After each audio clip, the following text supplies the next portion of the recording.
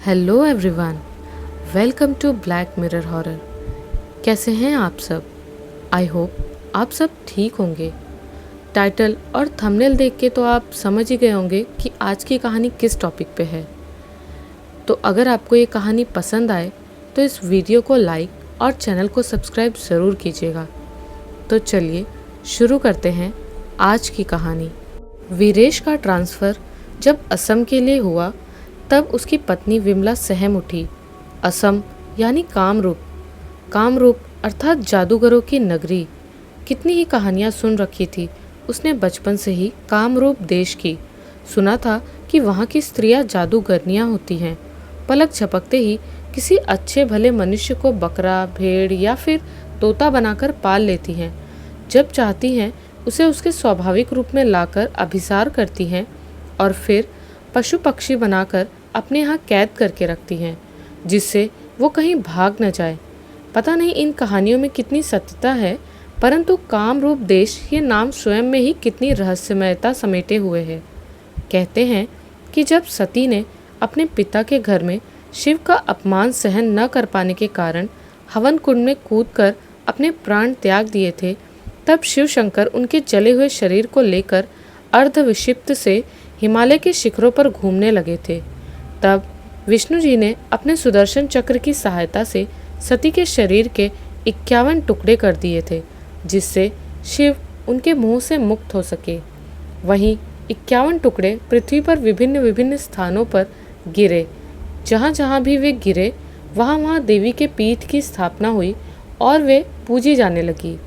उसी समय उनका एक भाग कटकर कामरूप की पहाड़ी पर जा गिरा और वहाँ कामाख्या पीठ बना। वो स्थान योगियों तथा तंत्र मंत्र के साधकों के लिए विशेष महत्वपूर्ण है। माता कामाख्या वहाँ विराजमान है तथा उनके अद्भुत प्रभाव से वहाँ की गई मंत्र साधना सहज सिद्ध होकर सहस्त्र गुनी फलदायक हो जाती है। ऐसे तांत्रिक स्थान पर वीरेश को जाना होगा, ये सोचकर ही उसके तिरपन कांप उठे। सुनिए, आप अपना ट्रांसफ़र कैंसिल करवा दीजिए, उसने पति से आग्रह किया। क्या? क्यों कैंसिल करवा दूं? वीरेश ने पूछा। आप जानते नहीं, कामाख्या माता की नगरी है वह। वहाँ की औरतें जादूगरनियाँ होती हैं। कहीं आपको जादू से... नहीं, आप वहाँ मत जाइए। पागल हुई हो? अरे ये सब किस्से कहानियों की बातें हैं। आज के ज़माने में ये जादू वादू कुछ नहीं होता, सिर्फ हाथ की सफाई होती है। दर्शकों को बेवकूफ़ बनाकर जादूगर अपनी कमाई करते हैं। बेकार की चिंता मत करो, वीरेश ने पत्नी को समझाते हुए कहा। लेकिन वहाँ जाना इतना ज़रूरी क्यों है? आपके ऑफिस में और भी तो लोग हैं, आपको अकेले ही वहाँ क्यों भेजा जा रहा है? विमला ने पूछा। मेरी नियुक्ति नई है, ये तो जानती हो ना, कितनी मुश्किल से ये नौकरी मिली है। अब मुझे यहाँ से भेजा जा रहा है तो जाना तो पड़ेगा ही। क्या कर कर ट्रांसफ़र कैंसिल करने के लिए कहूँ? और फिर मैं नहीं जाऊँगा तो कोई और जाएगा। मेरा मन नहीं मानता, विमला ने दबे स्वर में कहा। मन को तो मनाना ही पड़ेगा विमला, नौकरी की है तो इनकार कैसे कर सकता हूँ? केवल 1 साल की ही तो बात है। ये साल बिताकर कोशिश करूँगा तो फिर इस ओर ही कहीं आ जाऊँ। 1 साल कम तो नहीं होते। आप वहाँ जाएंगे और तुम माँ के साथ यहीं रहो। मैं वहाँ जाकर पहले अपने रहने की व्यवस्था कर लूँगा, तो तुम लोगों को भी बुला लूँगा। सुना है बहुत खूबसूरत जगह है वो। बेकार की चिंता मत करो, वीरेश ने पत्नी को समझा दिया। उसकी जॉब ही ऐसी थी कि जिसमें एक स्थान पर साल 2 साल से अधिक रहना संभव ही नहीं था। झांसी में रहते उसे 1 वर्ष हो गया था। पहली नियुक्ति पर वो यहीं आया था। इतने दिनों में वे लोग यहाँ सेटल हो गए थे, इसलिए अब किसी अन्य स्थान पर जाने के लिए परिवार को परेशानी तो होनी ही थी। पर किया क्या जा सकता था? नौकरी करनी थी तो जाना ही था। उसने मन ही मन निर्णय ले लिया था कि यदि असम में उसका मन न लगेगा तो परिवार को झांसी में ही रहने देगा। स्वयं ही आता जाता रहेगा कुछ दिनों तक, फिर कैसे भी करके अपना ट्रांसफ़र करवा लेगा। अभी तो नई नई नौकरी थी, आदेश न मानने का रिस्क नहीं लिया जा सकता था। निर्धारित दिन वीरेश जब अपना होडाल और बैग लेकर असम जाने के लिए गाड़ी पर सवार हुआ, तब उसके ऑफिस के कुलीग भी उसे स्टेशन तक छोड़ने आए। वीरेश भी मन ही मन बहुत प्रसन्न था। उसका स्वभाव शुरुआत से ही घुमक्कड़ वाला था। यद्यपि आर्थिक स्थिति के कारण वो अपनी पर्यटन की इच्छा को पूरी नहीं कर पाता था। अब नई जगह जाने का उल्लास उसके मुख पर स्पष्ट झलकने लगा था। हंसते हुए उसके प्रिय मित्र ने उसे जाते जाते छेड़ दिया, यार तकदीर वाला है तू। क्यों क्यों ऐसा क्या? अब देख ना, तू आसाम की खूबसूरत वादियों में जा रहा है और हम यहाँ बुंदेलखंड में पड़े पत्थरों के शहर में समय बिता रहे हैं। तो तू भी वहीं आ जा, जल्दी ही ट्रांसफ़र करा के। ऐसी हमारी किस्मत कहाँ। पर सुन, ज़रा सावधान रहना, सुना है वहाँ की औरतें बड़ी खूबसूरत होती हैं, अप्सराओं जैसी। प्रमोद ने आँख दबाते हुए कहा, होंगी। तू भी यार जानता तो है ना कि मैं शादीशुदा हूँ। शादीशुदा मर्दों से औरतें दूर ही रहना पसंद करती हैं। सेकेंड हैंड माल तो लोग मजबूरी में ही लेते हैं ना। वीरेश ने मुस्कुराते हुए कहा तो सब हंस पड़े। तभी ट्रेन ने सीटी दी। ओके, शुभकामनाएं मित्र, यात्रा सुखद हो। सबकी शुभकामनाएं लेता वीरेश अपनी सीट पर जा बैठा। कुछ ही क्षणों बाद वो अपने सफ़र पर रवाना हो गया। वीरेश का ऑफिस गुवाहाटी में था। ऑफिस के पास ही कर्मचारियों के लिए एक कतार में क्वार्टर बने हुए थे। वीरेश को कार्यभार ग्रहण करते ही उनमें से एक क्वार्टर मिल गया। चपरासी ने उसका सामान क्वार्टर में रख दिया और उसके रहने की व्यवस्था कर दी। उन्हीं क्वार्टरों के पास थोड़ी दूरी पर एक ढाबा जैसा भोजनालय था, जहाँ चाय, नाश्ता और खाना सब कुछ उपलब्ध हो जाता था। अच्छा लगा वो प्रबंध वीरेश को। रहने सोने के लिए 2 कमरे का मकान, आधा फलांग की दूरी पर ऑफिस और पास में ही खाने पीने की व्यवस्था। और क्या चाहिए था उसे। पहला दिन तो स्टाफ से परिचय करके अपना काम समझने आदि में ही बीत गया। रात क्वार्टर में खाने पीने के बाद चैन से गुजरी। बेकार में ही विमला इतनी परेशान हो रही थी। कितनी तो खूबसूरत जगह है, चारों ओर जैसे प्रकृति का सौंदर्य बिखरा पड़ा है, बस नज़रों से समेटने भर की ज़रूरत है। जल्दी ही उसका वहाँ मन लग गया। सुबह शाम आसपास टहलने निकल जाता तो वहाँ के प्राकृतिक सौंदर्य को देखकर आंखें जुड़ा जाती। चपरासी ने एक वयोवृद्ध व्यक्ति को उसके घरेलू काम के लिए नियुक्त करवा दिया था। वो भला आदमी था। वो कमरों की अच्छी देखभाल करता, साफ सफाई रखता। वीरेश की रुचि देखकर उसने क्वार्टर के आगे और पीछे आंगन में कुछ पौधों के गमले लाकर रख दिए थे। एक स्टोव भी वह ले आया था, जो उसके जब तब के चाय के शौक को पूरा करने के लिए पर्याप्त था।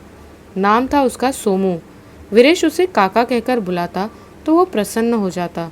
सुबह आते समय न जाने कैसी चाय की पत्तियां लाता और खुशबूदार चाय बनाकर उसके सामने रख देता तो वीरेश का सारा आलस्य भाग जाता। एक प्याला चाय उसकी नींद भगा देती और शाम को वही प्याला चाय उसकी थकान दूर कर देता। काका, जादू है तुम्हारे हाथ में, कैसी गजब की चाय बनाते हो।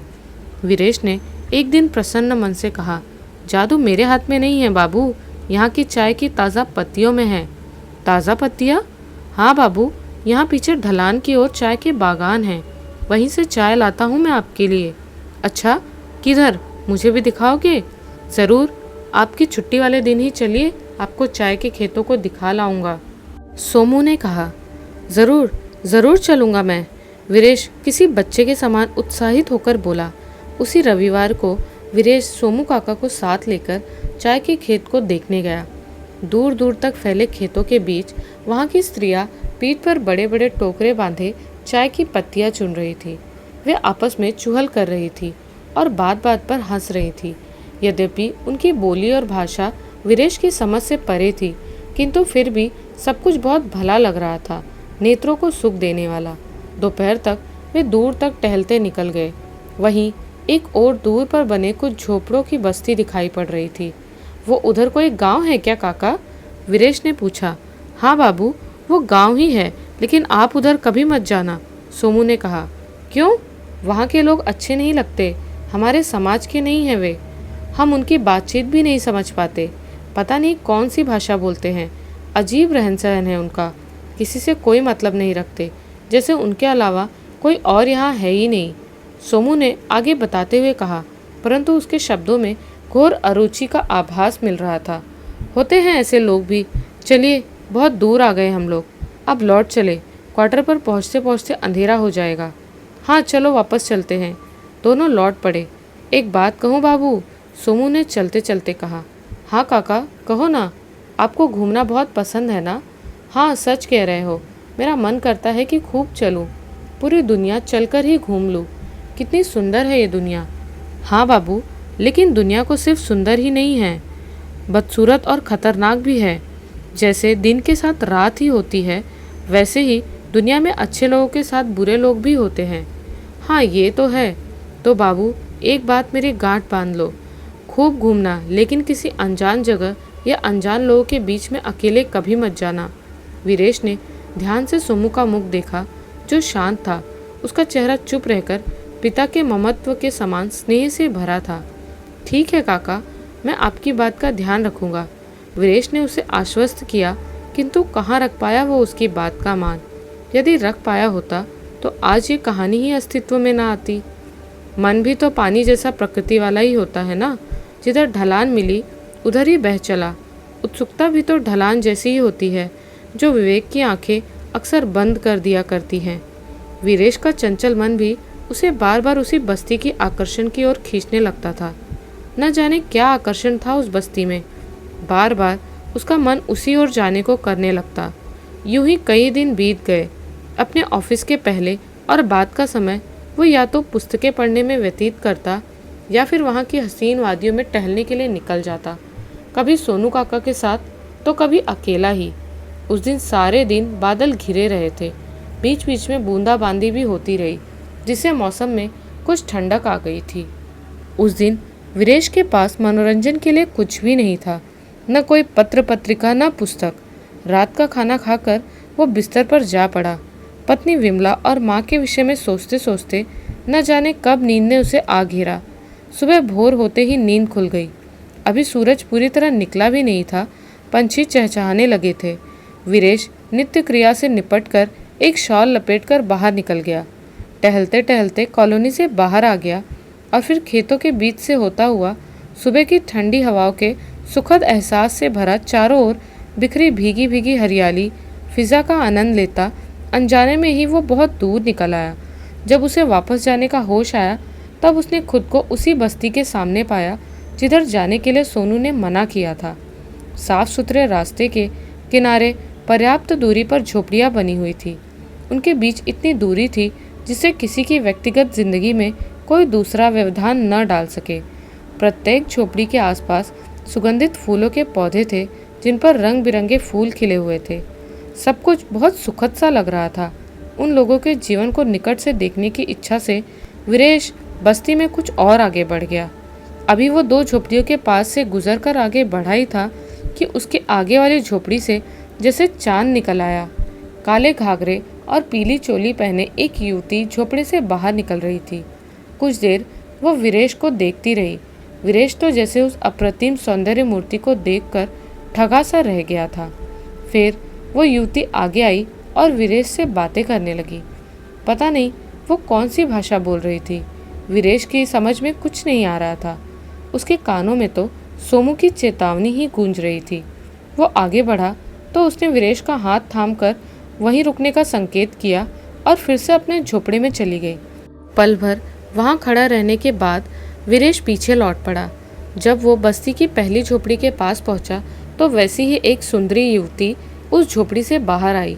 उसने लाल घाघरे पर नीली चोली पहन रखी थी। वीरेश को देखकर वो उसके निकट आकर उससे बात करने का प्रयत्न करने लगी, परंतु वो भी वैसी ही अज्ञात भाषा में बोल रही थी जिसका एक भी शब्द वीरेश की समझ में नहीं आ रहा था। लापरवाही से सिर झटक कर वो आगे बढ़ा तो वो युवती भी उसके पीछे पीछे चल पड़ी। बार बार वो कुछ प्रेम पूर्वक कहने का प्रयत्न कर रही थी। अभी वो कुछ कदम आगे बढ़ी ही थी कि तभी तीसरी झोपड़ी वाली युवती पीछे से आ गई। आते ही उसने दूसरी लड़की से बहस करना आरंभ कर दिया। बातों के बीच में वो बार बार वीरेश की ओर संकेत कर रही थी, जिससे उसे ऐसा लग रहा था जैसे उनकी उस बहस का मूल विषय वही है। उसकी समझ में कुछ नहीं आ रहा था। पहली वाली युवती ने बढ़कर वीरेश का हाथ पकड़ लिया और उसे अपने झोपड़े की ओर ले जाने का प्रयत्न करने लगी। दूसरी युवती उसका विरोध करने लगी। कुछ विवाद करने के बाद वे दोनों ही क्रोध में भरकर एक पहाड़ी की ओर चल पड़ी। वीरेश का हाथ अभी भी दोनों ने मजबूती से पकड़ रखा था। बस्ती के पार जाने पर एक पगडंडी सी पहाड़ी की ओर जा रही थी। उसी पर तेज कदमों से चलती और वीरेश को भी अपने साथ खींचती हुई वे पहाड़ी के शिखर पर पहुंच गई। उस ऊंची पहाड़ी के पीछे खाई दिखाई दे रही थी जो लगभग 60 फुट गहरी थी। नीचे एक मैदान जैसा दिखाई दे रहा था। वीरेश को वहीं खड़ा रहने का संकेत करती हुई दोनों युवतियों ने अपने कपड़ों में से कहीं से मुट्ठी भर सरसों बरामद की और उस पर कुछ मंत्र पढ़कर अपने अपने सर पर घुमाते हुए उन सरसों के दानों को नीचे खाई में फेंक दिया। उसी समय घाटी में 2 खूंखार सिंह प्रकट हो गए। वीरेश कांप उठा। क्या हो रहा है ये सब? कौन है ये सुंदर युवतियाँ और कैसा है ये विचित्र इंद्रजाल? दोनों युवतियाँ अभी भी वीरेश की दोनों तरफ मूर्तिवत खड़ी खाई की ओर देख ही रही थी, जहाँ दोनों सिंह भयंकर रूप से एक दूसरे पर प्रहार कर रहे थे। समय जैसे थम गया था। मंत्राविष्ट सा वीरेश उन सिंहों के इस अद्भुत युद्ध को देखता रहा। कुछ देर के बाद पहली युवती वाले सिंह ने दूसरी को परास्त कर दिया। उसे मरना सन्न करके सिंह ने अपनी लाल लाल आंखों से ऊपर की ओर देखा। उसी क्षण वीरेश के बगल में खड़ी दूसरी युवती खाई में गिर पड़ी। कुछ ही क्षणों में विजय सिंह ने उसे चीर फाड़ डाला। उसने सिर उठाकर जोर से विजय गर्जना की। सहमा हुआ वीरेश लड़खड़ाया तो पहली युवती ने उसे अपनी बाहों में संभाल लिया। वीरेश ने भयभीत होकर खाई में दृष्टि डाली, किंतु वहां तो कुछ भी नहीं था। कहाँ गया वो विजय सिंह, वो घायल सिंह और वो विषक्त शव? उसने भयभीत होकर उस युवती की ओर देखा तो बड़े ही चित्ताकर्षण ढंग से वो मुस्कुराई। वो उन सारी घटनाओं से निर्लिप्त सी प्रतीत हो रही थी। बहुत प्रसन्न थी वो। एक हाथ से वीरेश का हाथ थामे वो जैसे हवा में उड़ती हुई थी अपनी झोपड़ी में आ गई। वीरेश को आश्चर्य का एक और झटका लगा। बाहर से साधारण से दिखने वाली वो झोपड़ी अंदर से विलासपूर्ण ढंग से सजी हुई थी। वो युवती शायद अकेले ही रहती थी वहाँ। उसने वीरेश की बड़ी आवभगत की, उसे स्वादिष्ट भोजन कराया और सुगंधित पेय दिया, जिससे वो अपने अंदर नवीन स्फूर्ति का अनुभव करने लगा। वो पूरा दिन और पूरी रात वीरेश वहाँ से बाहर न जा सका। वो सुंदर युवती पत्नी के समान उसकी सेवा कर रही थी। दूसरे दिन सुबह किसी प्रकार से उसे संकेतों से अपने जाने की विवशता बताकर वीरेश ऑफिस की ओर आया तो वो दूर खड़ी उसे तब तक देखती रही जब तक कि वो आंखों से ओझल नहीं हो गया। सारा दिन विचित्र सी बेचैनी उसके मन और मस्तिष्क पर हावी रही। शाम को ऑफिस से घर आकर वो खूब अच्छी तरह नहाया। आते समय विमला ने उसे गणपति की एक छोटी सी मूर्ति दी थी पूजा के लिए। उसने नहाकर गणेश जी के सामने अगरबत्ती जलाई, प्रणाम किया और आराम करने लगा। उसे लग रहा था जैसे अब उसके मन को कुछ शांति मिल रही थी। रात 8:30 बजे उसने ढाबे पर जाकर खाना खाया। लौटते समय उसे ढाबे के पीछे से उसी युवती का चेहरा झांकता हुआ दिखाई दिया। सहकर्मियों से अलग होकर जब वो अपने क्वार्टर की ओर बढ़ा तो अचानक उस युवती ने आकर उसका हाथ पकड़ लिया। उसके स्वर में आतुरता थी और वो जैसे अपनी भाषा में उसे अपने घर आने का उलाहना दे रही थी। न चाहते हुए भी वो मंत्रमुग्ध सा उसके साथ चल पड़ा। उसे लेकर वो युवती पुनः उसी झोपड़े में आ गई और फिर तो ये प्रतिदिन का ही नियम हो गया। सुबह वो वीरेश को उसके क्वार्टर की ओर छोड़ देती और शाम ऑफिस छूटने पर वो उसे क्वार्टर से दूर पहाड़ी पर अपनी प्रतीक्षा करती पाता। विचित्र से सम्मोहन में जकड़ रहा था वीरेश को।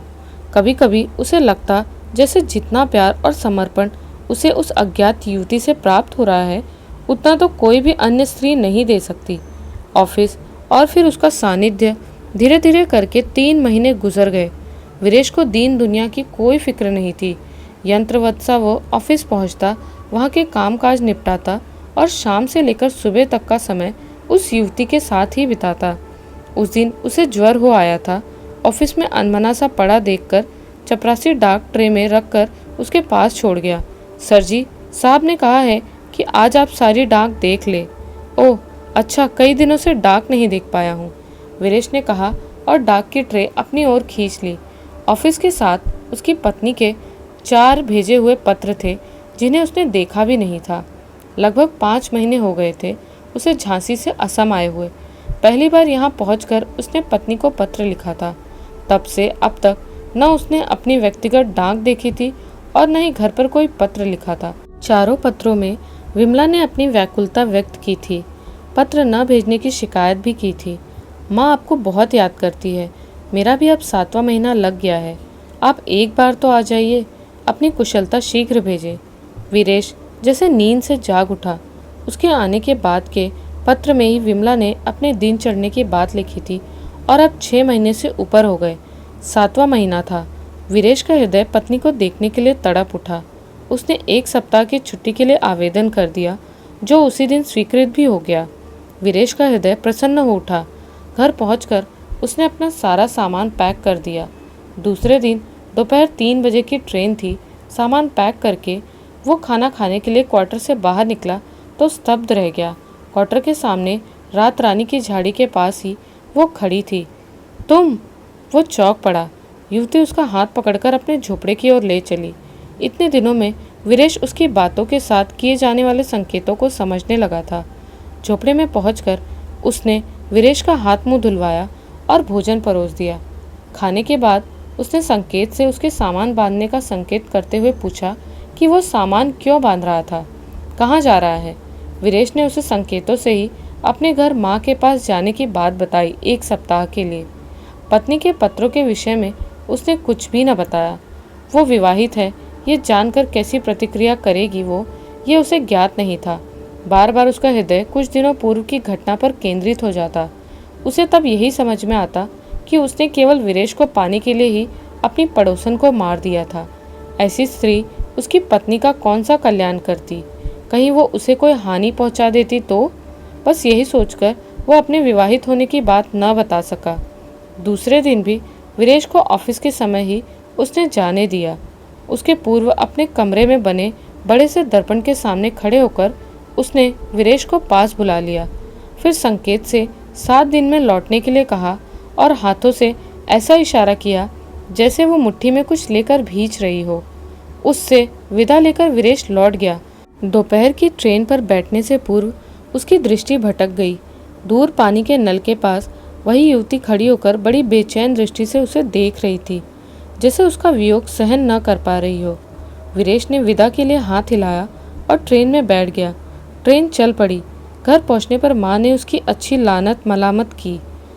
क्यों रे, ऐसा रंग गया वहाँ की घर गृहस्थी, सब भूल गया? न माँ की याद आ रही न पत्नी की।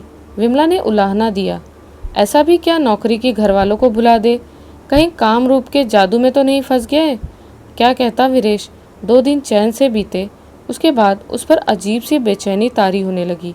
कहीं भी उसका मन न लगता।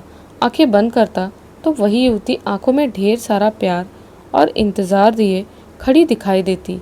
उसका वो दर्पण के सामने खड़े होकर मुट्ठी भींचना, वीरेश को ऐसा लगता जैसे उसकी मुट्ठी में वीरेश का दिल हो, जिसे हल्के हल्के भींचकर वो उसे लौट आने के लिए कह रही है। शायद धमकी भी है ये उसकी कि यदि वो नहीं लौटा तो उसका दिल भींचकर वो उसे मार देगी।